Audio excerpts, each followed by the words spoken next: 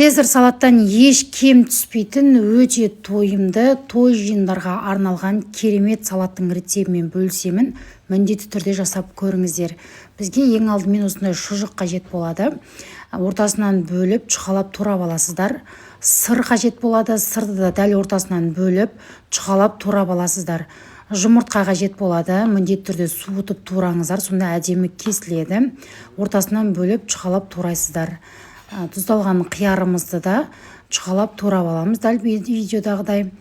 Және черри помидоры немесе күнделікті помидорды алып пайдалансаңыздар болады. Жегенге ыңғайлы етіп турап аласыздар.